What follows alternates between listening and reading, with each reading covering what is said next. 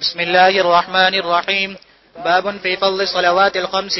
وبه قال حدثنا علي بن حجر قال حدثنا إسماعيل بن جعفر عن العلاء بن عبد الرحمن عن أبيه عن أبي هريرة رضي الله عنه أن رسول الله صلى الله عليه وسلم قال: الصلوات الخمس والجمعة إلى الجمعة كفارات لما بينهن ما لم يغش الكبائر. وفي الباب عن جابر وأنس وحنزلة الأسيدي رضي الله عنهم. قال أبو عيسى حديث أبي هريرة رضي الله عنه حديث حسن صحيح.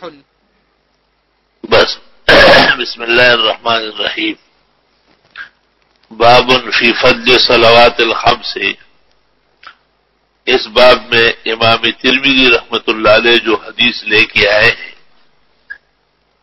اس میں 5 نمازوں کے ساتھ جمعے کی بھی فضیلت ہے کہ ایک نماز سے دوسری نماز تک جو گناہ صادر ہوتے ہیں وہ آنے والی نماز اس کو معاف کر دیتی ہے، اس کی معافی کا سبب بن جاتی ہے. ما لم یخشى الکبائر. ما لم یخشى غشیہ یخشى کے معنی ہے ارتکب یرتکب. ما لم یرتکب الکبائر.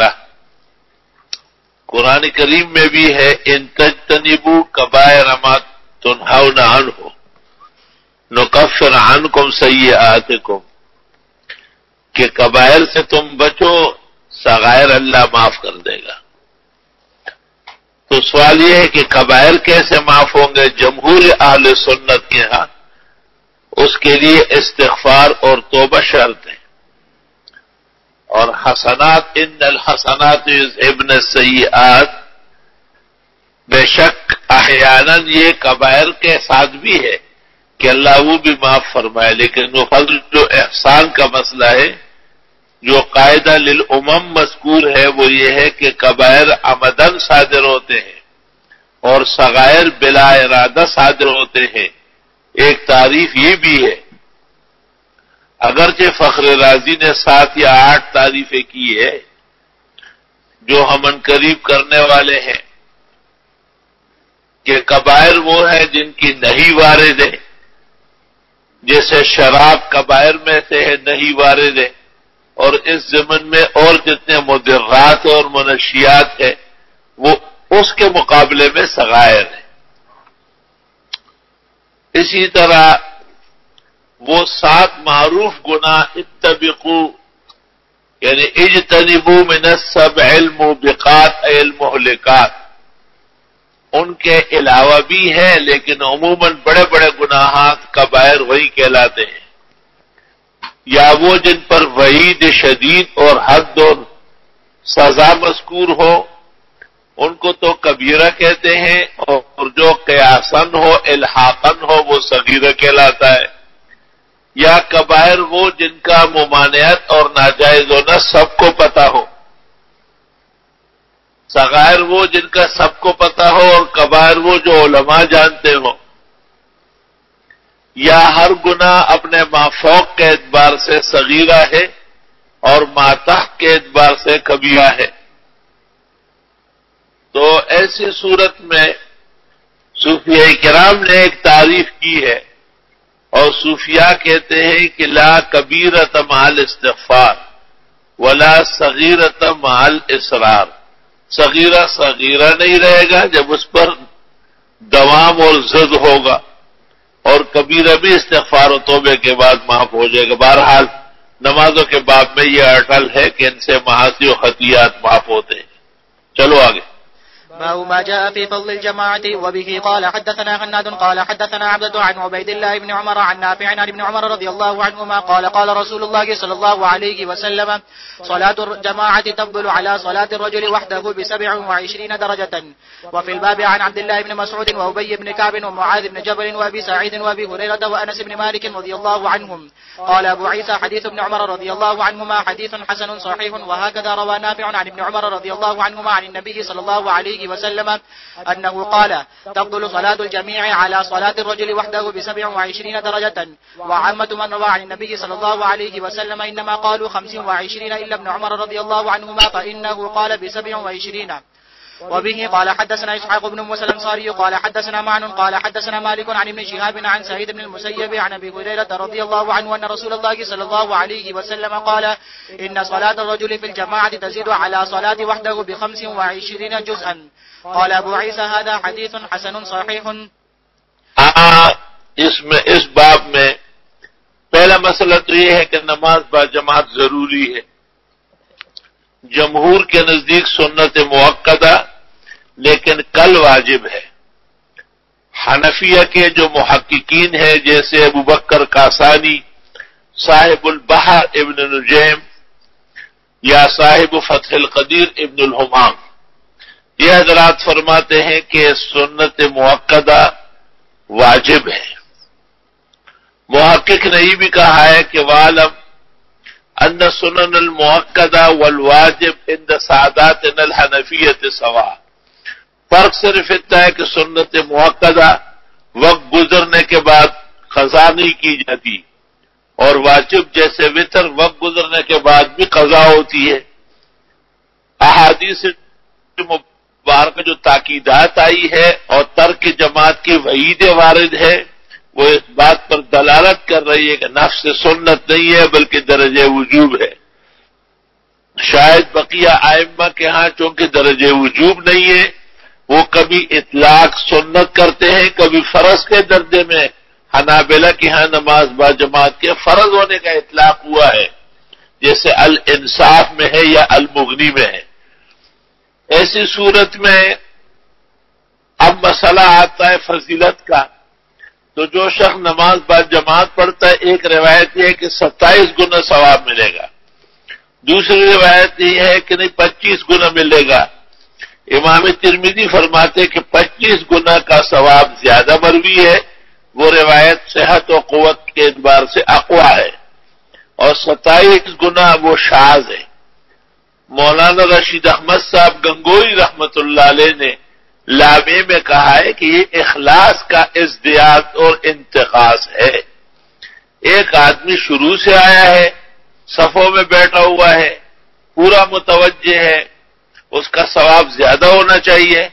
جو بھاگتا ہوا آیا ہے کچھ ملا کچھ نہیں ملا اس کا ثواب کم ہونا چاہیے. چلو باب ما جاء في من سمع النداء فلا يجيب. وبه قال حدثنا هناد قال حدثنا وكيع عن جعفر بن برقان عن يزيد بن الأسلم عن أبي هريرة رضي الله عنه عن النبي صلى الله عليه وسلم قال لقد هممت أن آمر فتيتي أن يجمعوا حزام الحطب ثم آمر بالصلاة فتقام ثم أحرق على أقوام لا يشهدون الصلوات.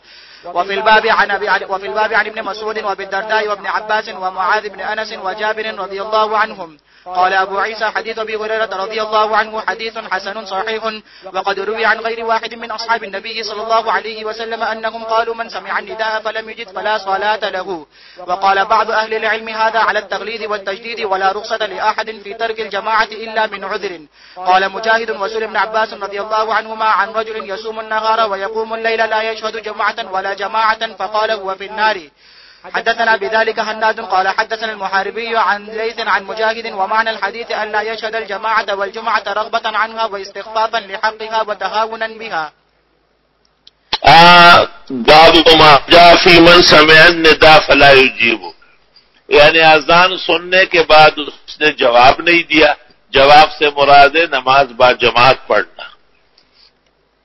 اور لفظی جواب جیسے اذان کے ساتھ کلمات اذان دہرائے جائے یہ صرف مستحب یا سنت غیر مؤکدہ ہے. مؤکد عمل اور واجب عمل اذان سننے کے بعد نماز با جماعت پڑھنی ہے. اس میں مشہور حدیث منقول ہے، یہ حدیث بخاری کی ہے. لقد هممت ان آمر فتیتی، میرا ارادہ ہوا کہ میں کہوں نوجوانوں سے ان یجمعوا حزم الحطب کہ وہ لکڑیاں خشک جمع کریں. ثم آمر بالصلاة فتقام، پھر نماز کا کہوں اور وہ کھڑی ہو جائے.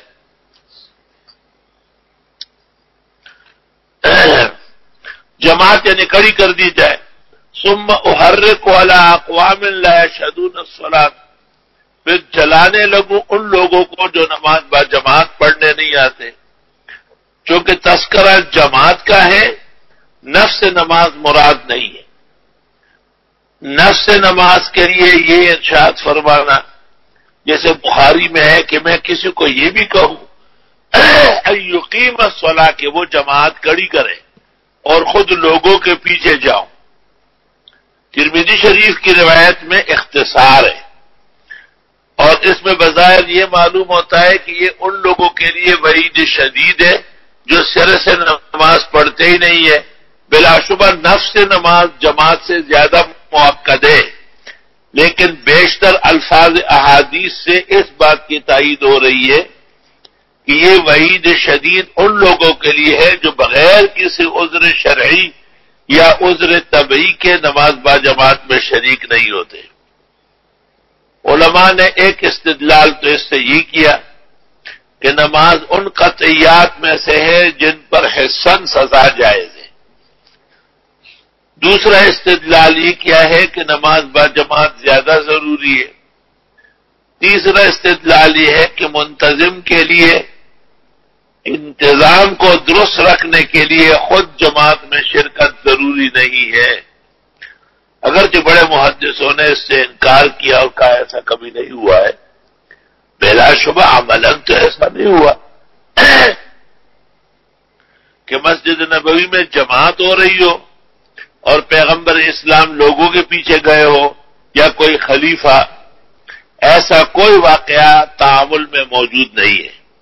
لیکن بہرحال اصل حجت الفاظ ہے نہ کہ افعال، لأن الشرائع هو الأوامر وأما الأفعال فهي تحتمل التخصيص والتعويل۔ امام ترمذی نے بھی ارشاد فرمایا ہے کہ جو شخص اذان سنے اور نماز نہ پڑھے اس کی نماز ہی نہیں ہوتی ہے، اگر ہوتی بھی ہے تو ثواب سے محروم ہو گیا، نہ 25 گنا 27 گنا۔ اور باقی امام ترمذی یہ بھی کہتے ہیں کہ اہل علم کہتے ہیں کہ تغلیظ مراد ہے، تشدید مراد ہے، کسی کو بھی جماعت چھوڑنے کی اجازت نہیں ہے سوائے بہت زیادہ بوڑھے ہونے کے، بہت شدید بیمار ہونے کے، یا خواتین جن کو شرعاً عذر ہے جماعت الرجال میں آنے کی۔ چلو باب ما جاء في الرجل يصلي وحده ثم يدرك الجماعة وبه قال حدثنا أحمد بن منيع قال حدثنا هشيم قال حدثنا يعلى بن عطاء قال حدثنا جابر بن يزيد بن الأسود عن أبيه رضي الله عنه قال شهدت مع النبي صلى الله عليه وسلم حجته فصليت معه صلاة الصبح في مسجد الخيف فلما قضى صلاته انحرف فإذا هو برجلين في أخرى القوم لم يصلي معه فقال علي بهما فجيء بهما ترعد فرائصهما فقال ما منعكما أن تصليا معنا فقال يا رسول الله إنا كنا قد صلينا في رحالنا قال فلا تفعل إذا صليتما في رحالكما ثم أتيتما مسجد جماعة فصليا معهم فإنهما لكما نافلة وفي الباب عن محجر ويزيد ایسے دو آدمی دیکھے گئے جو جماعت کے وقت موجود تھے اور جماعت میں شریک نہیں تھے۔ جناب رسول اللہ صلی اللہ علیہ وسلم نے ان کو طلب کیا، خوف کے مارے ان کے شانوں کا گوشت پڑک رہا تھا۔ شدید خوف کے وقت شانوں کا گوشت پڑکتا ہے۔ فجیء بہما ترعد فرائصہما، ان کو لایا گیا اور ان کے شانوں کا گوشت پڑک رہا تھا۔ فرمایا کہ یہ کیا ہو رہا ہے کہ ہم جماعت کر رہے ہیں تم شریک نہیں ہو؟ انہوں نے کہا ہم اپنے گھر پر اپنی جگہ پڑھ کے آئے، رحال سے مراد اپنی جگہ اپنا گھر۔ قال فلا تفعل، اس طرح تو نہ کرو، اذا صلیتما فی رحالکما، جب تم نماز پڑھ بھی چکے ہو اپنے گھر یا اپنی جگہ میں، ثم اتیتما، اور پھر آ گئے مسجد جماعت، محلے کی جماعت میں، فصلیا معہم، ان کے ساتھ پڑھا کرو، فإنہا لکما نافلہ، یہ تمہارے لیے نافلہ ہے۔ اب یہ مسئلہ کئی وجوہ سے اختلافی ہے۔ ایک تو ایک جمہور کہتے ہیں کہ نماز وہی ہے جو انہوں نے پڑھی ہے، اور یہ جو پڑھی جائے گی یہ نفل ہوگی۔ تو پھر یہ صورتحال پیش آ رہی ہے حنفیہ کو کہ ہمارے ہاں بعد الفجر نفل نہیں ہے تو فجر میں شرکت نہیں کر سکتا، اور نفل بالثلاث والایتار نہیں ہے تو مغرب میں شرکت نہیں کر سکتا، بعد العصر نفل نہیں ہے تو عصر میں شرکت نہیں، فما بقي الا الظهر والعشاء فعلى العلماء الحنفية أن يمعنوا أنظارهم ويجمعوا أفكارهم لأجل هذا الحديث. دوسرے ائمہ فرماتے ہیں کہ وہ جو تم نے پہلے پڑھا ہے وہ نفل ہے، اور یہ جو آپ پڑھو گے یہ بات جماعت ہے، کیونکہ یہ کمال کی نماز ہے. ہمارے ہاں حنفیوں میں سے مجھے کوئی فقیہ یاد نہیں ہے جنہوں نے اس کی اجازت دی ہو. اس واسطے فتویٰ متون شرح تینوں ہمارے یہ ہے کہ جو نماز پہلے ہوئی ہے وہ وقت کی اور فرض قطعی ہے، اور یہ جو دوبارہ پڑھے گا یہ اضافی اور نفل نماز پڑھے گا. دوسرے ائمہ کے ہاں گنجائش زیادہ ہے، ان کے ہاں ایک تو نفلوں میں توسع ہے اور دوسری جماعت کی وجہ سے جواز پیدا کرتے ہیں، اور تیسری بات یہ ہے کہ وہ یہ سمجھتے ہیں کہ حدیث ہمارے لیے ہے اور ہم پر منطبق ہے. گویا کہ حنفیہ تو صرف 2 نمازوں میں شرکت کراتے اور نمازوں میں نہیں کراتے. چلو. وفي الباب عن محجن ويزيد بن عامر رضي الله عنهما قال أبو عيسى حديث يزيد بن الأسود رضي الله عنه حديث حسن صحيح، وهو قول غير واحد من أهل العلم، وبه يقول سفيان الثوري والشافعي وأحمد وإسحاق رحمهم الله. قالوا إذا صلى الرجل وحده ثم أدرك الجماعة فإنه يعيد الصلوات كلها في الجماعة، وإذا صلى الرجل المغرب وحده ثم أدرك الجماعة قالوا فإنه يصليها معهم ويشفع بركعة، والتي صلى وحده هي المكتوبة عندهم. باب ما جاء في الجماعة في مسجد قد صلي فيه مرة. وبه قال حدثنا خناد قال حدثنا عبدة عن سعيد بن أبي عروبة عن سليمان الناجي عن أبي المتوكل عن أبي سعيد رضي الله عنه قال جاء رجل وقد صلى رسول الله صلى الله عليه وسلم فقال أيكم يتجر على هذا؟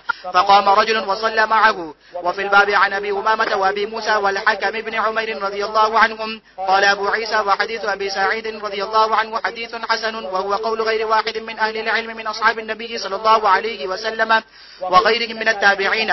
قالوا لا بأس أن يصلي القوم جماعة في مسجد قد صلي فيه، وبه يقول أحمد وإسحاق رحمهم الله. وقال آخرون من أهل العلم يصلون فرادا، وبه يقول سفيان بن المبارك ومالك والشافعي يختارون الصلاة فرادا. باب ما جاء في یہ ایک مسئلہ ہے.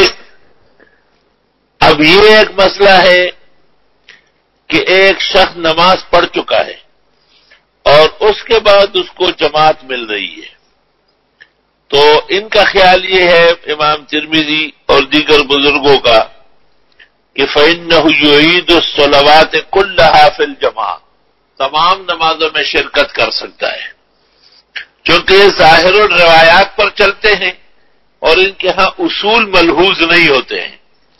اس لیے وہ احادیث جو منہی عنہا ہے نوافل کے لیے، جیسے بعد العصر نہیں ہے، بعد الفجر نہیں ہے، وہ سب کے سب ان کے ہاں نظر انداز ہو گئی ہے، ان کے اوپر حاکم بنا دی گئی. وَإِذَا صَلَّى الرَّجُلُ الْمَغْرِبَ وَحْدَهُ ثُمَّ أَدْرَكَ الْجَمَاعَةَ. اب سوال یہ کہ مغرب پڑھ چکا تھا اور پھر مل گئی. قَالُوا فَإِنَّهُ يُصَلِّيهَا مَعَهُمْ، یہ بھی امام کے ساتھ شریک ہو جائے.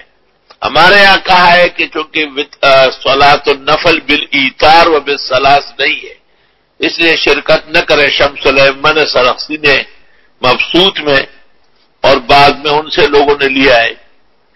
یہ لوگ کہتے کہ نہیں شرکت کرنے، وَيَشْفَعُ بِرَكْعَةٍ، ایک رکعت بڑھا لے. وَالَّتِي صَلَّى وَحْدَهُ هِيَ الْمَكْتُوبَ عِندَهُ. دیکھو آخر کار حنفیہ کی بات مان لی، کیونکہ یہ نماز تو گڑبڑ ہو گئی ہے، 3 امام کے ساتھ پڑھی ہے، ایک اپنی پڑھ رہا ہے. فرمایا وہ پہلے جو پڑھ چکا ہے وہ فرض ہے، تو پہلے جو پڑھ چکا ہے وہ فرض ہے، تو نفلوں میں شرکت کی حاجت کیا پیش آئی؟ یہ تو تنبیہ تھی خالی کہ بھئی جماعت کبھی بھی ترک نہ کرو. علماء کہتے ہیں کہ ایسا شخص جس کی عادت میں ترک جماعت ہے، اگر اس کو کہہ دیا گیا کہ آپ کو پڑھنی پڑے گی تو پڑھے. چلو آپ دوسرا باب بھی اسی کی تائید ہے کہ باب ما جاء فی الجماعت فی مسجد قد صلی فیہ مرہ. ایک ایسی مسجد میں جس میں محلے کی متعلقین کی عام نمازیوں کی جماعت ہو چکی ہے اور یہ وہاں آیا، تو فرماتے ہیں کہ یہ کر سکتے ہیں. غیر موقت جماعت یہ متعین تو نہیں ہے، اتفاق ہے. ہمارے علماء نے کہا ہے کہ دوسری جماعت اول تو نہ کرے، جگہ بدل دے. اور دوسری بات یہ کہ اگر کرنی ہے تو اس محل کو بدل دے جہاں پہلی جماعت ہو چکی ہے، اور تیسری بات یہ کہ یہ مداوم نہ ہو۔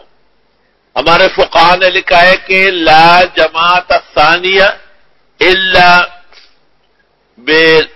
بتبدل الہیئہ، ہیئت بدلے، والہیئۃ تتبدل باحدى الثلاث، اما بترک الاقامہ او بترک الجماعت او بترک المحل، حل بھی کبیر شرح منیہ وغیرہ۔ چلو باب ما جاء في فضل العشاء والفجر في جماعة.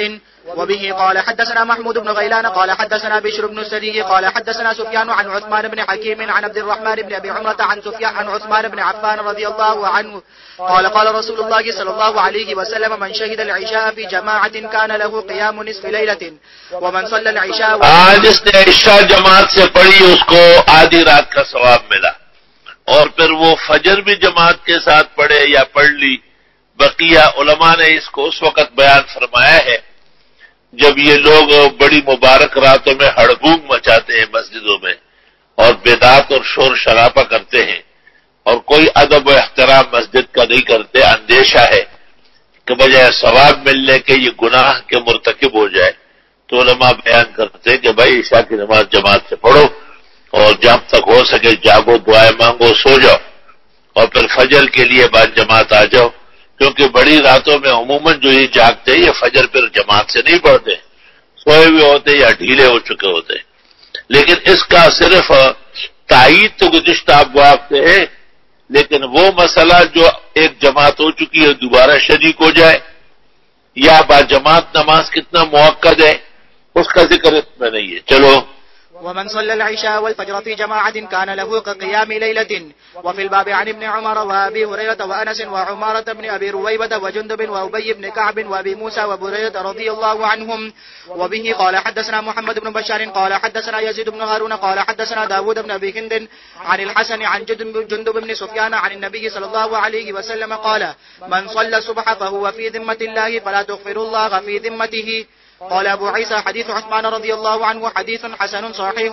وقد روي هذا الحديث عن عبد الرحمن بن أبي عمرة عن عثمان رضي الله عنه موقوفا، وروي من غير وجه عن عثمان رضي الله عنه مرفوعا. وبه قال حدثنا عباس العنبري قال حدثنا يحيى بن كثير أبو غسان العنبري عن إسماعيل الكحالي عن عبد الله بن أوس الخزاعي عن بريدة الأسلمي رضي الله عنه عن النبي صلى الله عليه وسلم قال بشر المشائين في الظلم إلى المساجد بالنور التام يوم القيامة. هذا حديث غريب.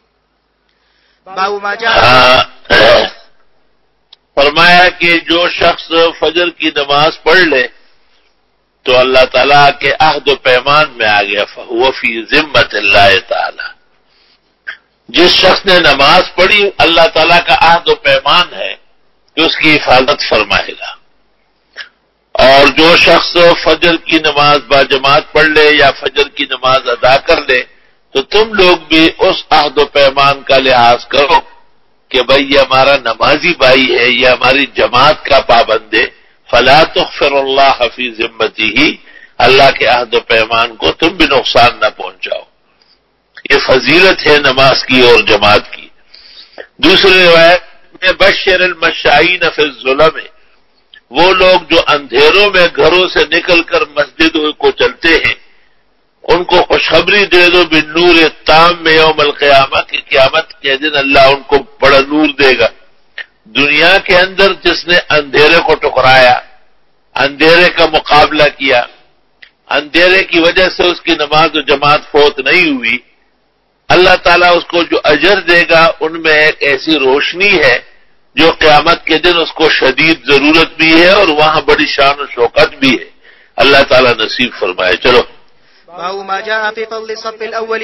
وبه قال حدثنا قتيبة قال حدثنا عبد العزيز بن محمد عن سهيل بن أبي صالح عن أبي هريرة رضي الله عنه قال قال رسول الله صلى الله عليه وسلم خير صفوف الرجال أولها وشرها آخرها وخير صفوف النساء آخرها وشرها أولها.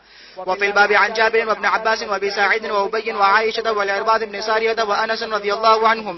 قال أبو عيسى حديث أبي هريرة رضي الله عنه حسن صحيح. وقد روي عن النبي صلى صلى الله عليه وسلم أنه كان يستغفر للصف الأول 3 وللثاني مرة. وقال النبي صلى الله عليه وسلم لو أن الناس يعلمون ما في النداء في الصف الأول ثم لم يجدوا إلا أن يستهموا عليه. والصف الأول لو أن الناس يعلمون ما في النداء والصف الأول ثم لم يجدوا إلا أن يستهموا عليه لاستهموا. وحدثنا بذلك إسحاق بن موسى الأنصاري قال حدثنا معن قال حدثنا مالك قال وحدثنا قتيبة عن مالك عن سمي عن أبي صالح عن أبي هريرة رضي الله عنه عن النبي صلى الله عليه وسلم مثله. اسلام میں صفوف کا مسئلہ بہت زیادہ اہم ہے.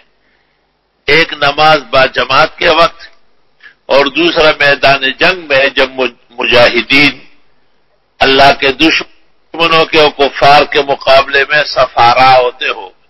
ان دونوں اوقات میں صفوف بہت فضیلت اور شرف کی ہے. کہتے ہیں کہ اسی طرح آسمانوں میں بھی عبادت گزار ملائک صفوں کی شکل میں ہے. فرمایا کہ حق تعالی کی طرف سے جو فضیلتیں ہیں تو مردوں کو ابتدائی صفوف میں ہے. خیر صفوف الرجال اولها، مردوں کے صفوں میں فضیلت اول ہے. بہت ساری روایتوں کے پیش نظر محدثین و فقہاء نے کہا ہے کہ اعلیٰ درجہ صف اول کا ہے اور اس کے بعد صف ثانی کا ہے اور پھر صف ثالث کا ہے. بقیہ صفوف پھر یکساں ہے، یعنی وہ فضائل جو ابتدائی 3 صفوں کے ہیں وہ ان کے نہیں ہیں. دوسرا مسئلہ یہ ہے کہ چونکہ جماعت کے ساتھ نماز رجال کے لیے ہے، اس واسطے رجال صفوں کے پابند ہیں. تیسرا مسئلہ یہ کہ لوگ مسجد میں آنے کے بعد صف بندی کیا کریں. جیسے کئی پلروں کے ساتھ بیٹھتے ہیں طلباء ہمارے فرشتے گیٹوں پر جمع ہوتے ہیں، مولوی عبدالحلیم اور عمران کو تھکا دیتے ہیں. یہ مناسب بات نہیں ہے. جب آپ داخل ہوئے سیدھا صف میں جائے، شکر کرو کہ اللہ تعالیٰ آپ کو صف اول میں، صف ثانی میں، صف ثالث کے اندر جگہ دیتے ہیں.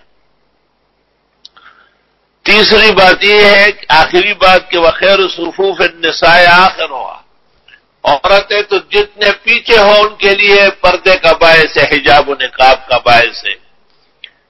اور خواتین کا کہیں آگے آنا یہ بجائے فائدے کے نقصان کا باعث ہے. وشرھا اولھا، چونکہ عہد مأمون کے اندر خواتین کو جماعت میں آنے کی اجازت تھی. مولانا انور شاہ صاحب رحمۃ اللہ علیہ تو فرماتے ہیں کہ باقاعدہ صفوں میں نہیں آئیے بلکہ پیغمبر کے گھروں سے اقتداء فرماتی تھی. لیکن بقیہ علماء نے اور محدثین نے تسلیم کیا ہے کہ نہیں، صفوں میں بھی خواتین آ چکی ہے. اور اس کی دلیل یہ ہے کہ جناب رسول اللہ صلی اللہ علیہ وسلم نے اعلان کیا کہ اے مردوں تم نماز کے بعد کچھ دیر بیٹھے رہو یہاں تک کہ خواتین چلی جائیں. اور یہ بھی سنن و صحاح کی روایت ہے. اس سے پتہ چلتا ہے کہ خواتین کی آمد موجود تھی. پھر یہ کہ جناب رسول اللہ صلی اللہ علیہ وسلم فرماتے ہیں صلاتہن فی بیوتہن خیر لہن، ان عورتوں کی نماز بجائے میرے پیچھے پڑھنے کے، مسجد نبوی میں آنے کے، پاک گلیوں سے گزر کر آنے کے، اگر گھروں میں پڑھ لے اور کمرے میں اور ڈکی ہوئی جگہ میں تو یہ بہتر ہے. اس سے پتہ چلا کہ فضیلت تو گھر پر پڑھنے کی ہے لیکن باقاعدہ ممانعت نہیں کی گئی. اس کی ایک وجہ یہ ہے کہ حضرت عائشہ بخاری و مسلم میں کہتی ہے جناب رسول اللہ صلی اللہ علیہ وسلم اگر یہ حالات دیکھ لیتے جو ہمارے زمانے کے عورتوں نے مچائی ہے لمنعہن الجماعت، تو ان کو نماز با جماعت سے منع فرما دیتے. تو ایک پتہ یہ چلا کہ قولاً منع نہیں فرمایا، اور ثانیاً یہ کہ بعد کے حالات میں منع کرنے کی اجازت آئی ہے. چنانچہ امام ابو حنیفہ کے نزدیک کسی نماز میں بھی خواتین کا نہ آنا بہتر ہے. امام ابو یوسف کہا کرتے تھے کہ عشاء میں یا فجر میں تو اندھیرا ہے، آ سکتی ہے. چنانچہ ایک بوڑھا اور بوڑھن گم ہو گئے، ہنی مون بنانے کے لیے مری وری چلے گئے یا جو بھی اس علاقے کی شہر کی جگہ تھی. تو آپ سے پوچھا گیا امام ابو حنیفہ رحمۃ اللہ علیہ سے. آپ نے کہا اس کا جواب ابو یوسف دے گا، اور وہ مشہور جملہ امام صاحب نے کہا جو الاختیار میں ہے کہ لکل ساقطۃ لاحقۃ، بوڑھن کے لیے بوڑھا نکل آئے گا، اس کو لے جائے گا اپنے ساتھ، فساد مچا دے گا. تو اولا و افضل اور مفتابی قول یہ ہے کہ بعد کے زمانوں میں خواتین مسجدوں میں یا نماز با جماعتوں میں نہ آیا کریں، تاکہ امن قائم رہے، پردہ قائم رہے، عزت قائم رہے. اور اس میں مزید تفصیل دیکھنی ہو تو محتمم دارالعلوم دیوبند حضرت اقدس مولانا قاری طیب صاحب نے جو کتاب لکھی ہے اس کا نام ہے التشبہ فی الاسلام. اور شیخ الاسلام پاکستان حضرت مولانا شبیر احمد صاحب نے کتاب لکھی ہے الحجاب الشرعی، شرعی پردہ، اس میں بھی اس کے نقول بہترین ملیں گے. چلیے. باب ما جاء في إقامة الصفوف. وبه قال حدثنا قتيبة قال حدثنا أبو عوانة عن سماك بن حرب عن النعمان بن بشير رضي الله عنهما قال كان رسول الله صلى الله عليه وسلم يصوي صفوفنا، فخرج يوما فرأى رجلا خارجا صدره عن القوم فقال لتسون صفوفكم أو ليخالفن الله بين وجوهكم. وفي الباب عن جابر بن سمرة والبراء وجابر بن عبد الله وأنس وأبي هريرة وعائشة رضي الله عنهم. قال أبو عيسى حديث نعمان بن بشير رضي الله عنهما حديث حسن صحيح. وقد روي عن النبي صلى الله عليه وسلم أنه قال من تمام الصلاة إقامة الصف. وروي عن عمر رضي الله عنه أنه كان يؤكل رجلا بإقامة الصفوف ولا يكبر حتى يخبر أن الصفوف قد استوت. وروي عن علي وعثمان رضي الله عنهما أنهما كانا يتعاهدان ذلك ويقولان استووا، وكان علي رضي الله عنه يقول تقدم يا فلان تأخر يا فلان. صف بندی بہت زیادہ ضروری ہے، یہاں تک کہ حرمین شریفین زادہم اللہ حفظا و سلاما ووفقنا اللہ للشکر بالتوسل الى هذا المقام الکریم. اللہ تعالیٰ میں شکر کی توفیق دے کے اسے عزت آرام سہولت سے یہاں پہنچایا. ہر نماز میں امام اعلان کرتا ہے کہ استووا وسووا صفوفکم واعتدلوا ولا تتركوا الفروجات والخلل للشیاطین. حیرت ہے کہ حنفیہ کے ہاں تسویۃ الصفوف کا بظاہر اہتمام نہیں. اس عاجز اور فقیر کو اس پر بہت تعجب ہے.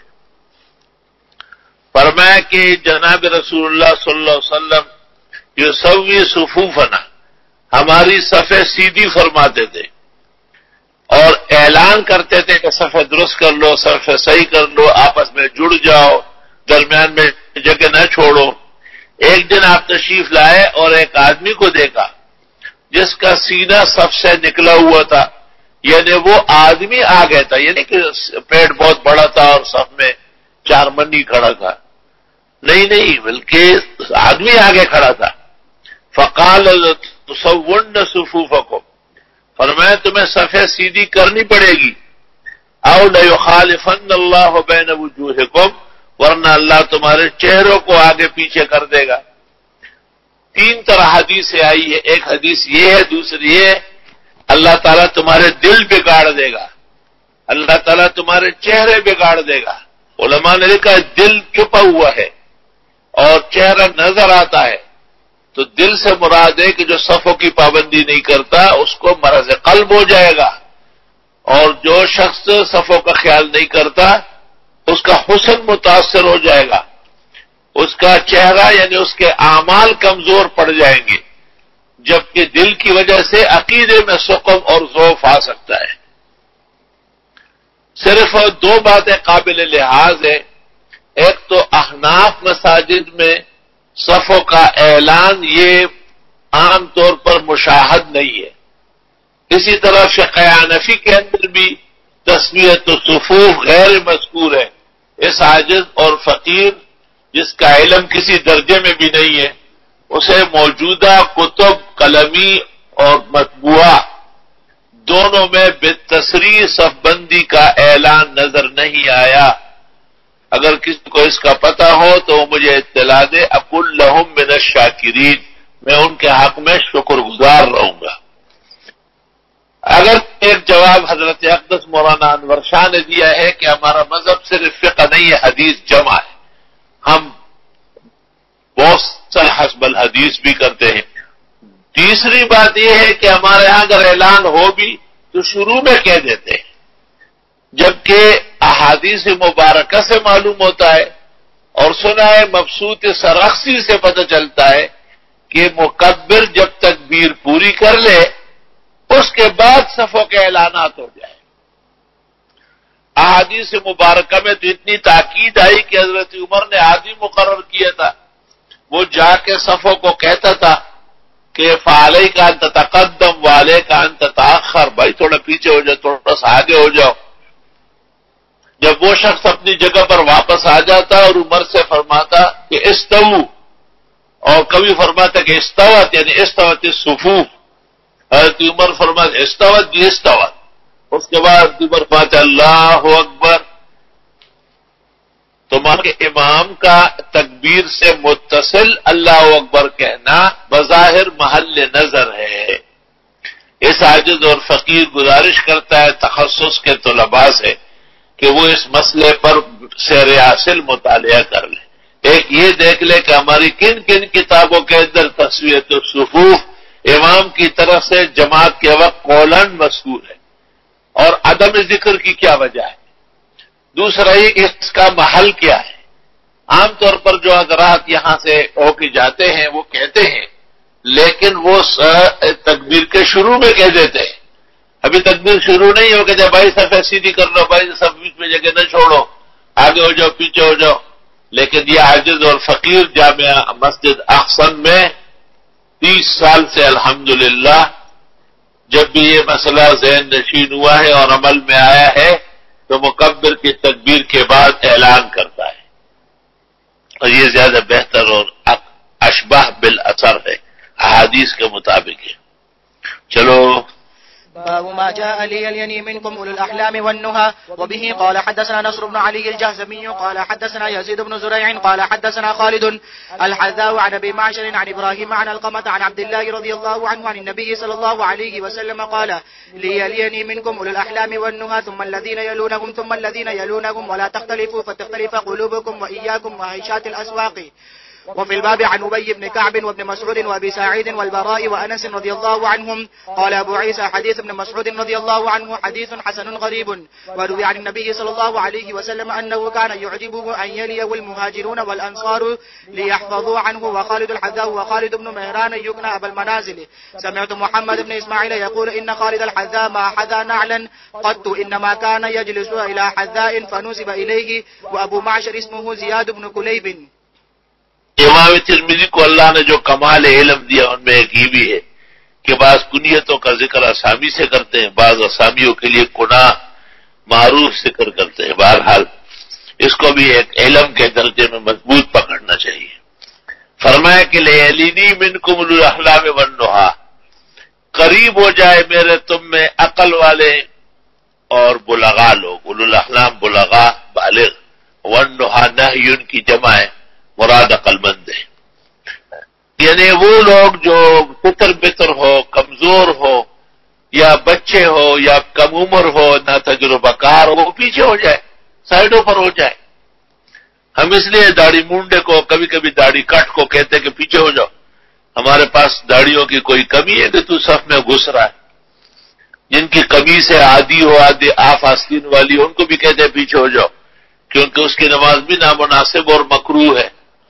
اس طرح ایسے رنگ ڈنگ میں جو آ جاتے ہیں، جو خمینی ازم کا ایجنٹ معلوم ہو رہا، یا اپنی گھر والی کا شلوار پہن کر کے آ جائے، تو اس کو بھی میں کہتا ہوں کہ اس رنگ کے ساتھ آگے صف میں آنا ٹھیک نہیں، پیچھے چلے جاؤ۔ اس حدیث سے اس کی تائید ہو رہی ہے۔ اس حدیث مبارک پر تقریباً سب کا عمل ہے، اور وہ یہ کہ بلغاء عاقل بالغ یہ حضرات اگلی صفوں میں آئے اور چھوٹے بچے پچھلی صفوں میں ہوں۔ ہمارے ہاں نور الازاں میں، مراقی میں، تحتاوی میں، تمام معتبرات میں ہے کہ صفے پہلے مرد بنا ہے، اس کے بعد بچے کھڑے ہو جائیں۔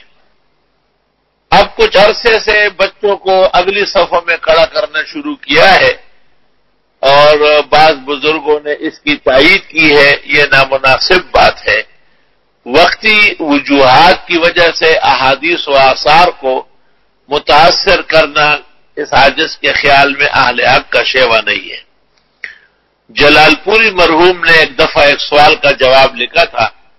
ان کو کسی نے کہا کہ باہر ملک میں ایک امام اور قوم کا جھگڑا ہے، قوم میں سے کچھ لوگ کہتے ہیں کہ مولانا لدھیانوی نے لکھا ہے کہ بچے اس زمانے میں صف میں کھڑے ہو سکتے ہیں، اور وہ امام کہتے ہیں کہ حدیث اور فقہ میں ہے کہ بچے پیچھے چلے جائیں۔ اس جنگ و جدال کی صورت میں مولانا جلال الدین جلال پوری مرحوم نے مولانا لدھیانوی کی حمایت میں امام کے بجائے اس قوم کے لوگوں کی تائید کی۔ میں نے بعد میں جا کے انہیں کہا کہ یہ جواب صحیح واقع نہیں ہوا، آپ کو کہنا چاہیے تھا کہ حضرت بن نوری یا حضرت مولانا لدھیانوی نے اگر کبھی بچوں کی اجازت دی ہے تو وہ ایک انفرادی واقعہ ہے، جہاں بچوں کے گم ہونے کا اندیشہ ہو یا بہت زیادہ انتشار کا اندیشہ ہو، جیسے عیدین وغیرہ کے موقع پر۔ لیکن مستقل اس سے یہ مسئلہ مستنبط کرنا کہ بچے اگلی صفوں میں آ سکتے ہیں بظاہر دشوار ہے، اور اس سے حدیث اور فقہ کی تائید نہیں مل رہی ہے۔ اس لیے فرمایا کہ پیغمبر اسلام کے زمانے میں مہاجرین، کاملین، بالغین وہ پیغمبر کے آس پاس ہوتے تھے کیونکہ وہ دین یاد کرتے تھے۔ اور یہ بھی آپ نے فرمایا کہ مسجدوں میں آ کر کے شور شرابے نہ کیا کرو، جیسے بازاروں میں تم مچھلی مارکیٹیں بناتے ہو، کیونکہ اس سے خیر و برکت ختم ہو جائے گی۔ پھر ایک شخص ہے خالد الحذا، اس کا کہ حذا اصل میں کہتے ہیں جوتا دوسرے کے پیر پر برابر کرنے والے کو، تو فرماتے ہیں کہ نہ اس نے جوتے بنائے ہیں نہ لوگوں کے پیروں پہ ٹھوکے ہیں۔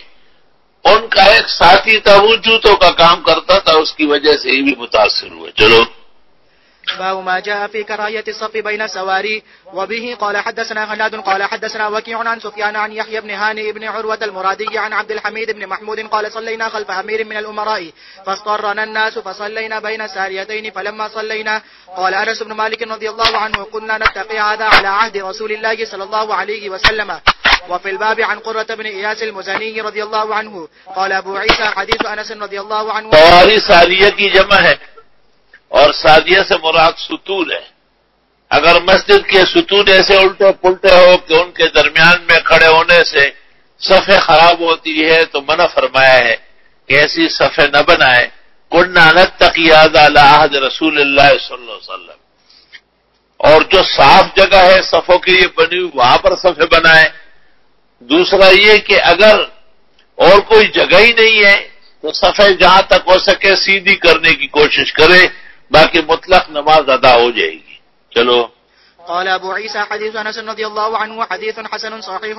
وقد كره قوم من أهل العلم أن يصف بين السواري وبه يقول أحمد وإسحاق رحمهم الله وقد رخص قوم من أهل العلم في ذلك.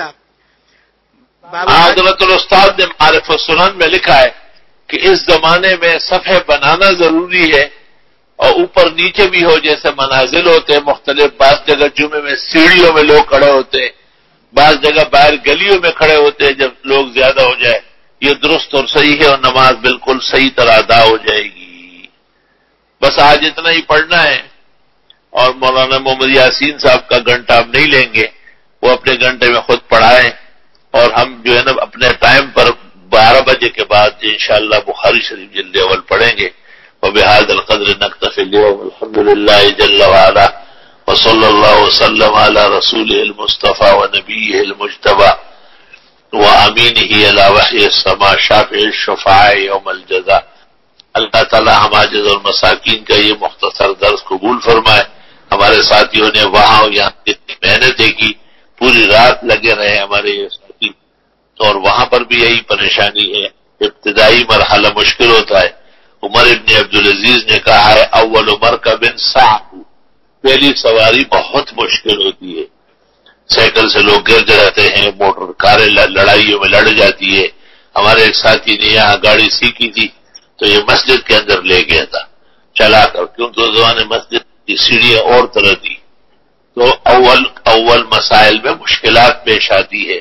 ہمارے جن ساتھیوں نے، دوستوں نے یہاں اور وہاں محنت کی اور یہ لائن کو درست کیا، اور آج یہاں پاک مقام میں حرم محترم میں بیٹھ کر ہم اپنے درس کو جاری کیے ہوئے ہیں، یہ سارا ثواب اجر اللہ انہیں اور ان کے رفقا کو، طلبہ عزیز اور ہمارے جو ساتھی ہے نظم و ضبط کے یہاں اور وہاں، اللہ ان کے درجات بلند فرمائے، دعائیں قبول فرمائے، محنتیں بارآور بنائے، بیماریاں تکلیفیں رفع دفع فرمائے، اقسام العلوم کے چپے چپے اور ذرے ذرے کو حفظ و امان نصیب فرمائے، شاخوں میں بھی، دوستوں کو بھی، چاہنے والوں کو بھی، طلباء اور ان کے گھرانوں میں بھی اللہ امن و امان خوشی ہو کے فیصلے فرمائے۔ انشاءاللہ تعالی بخاری شریف کا درس اپنے وقت پر ہوگا، وصلی اللہ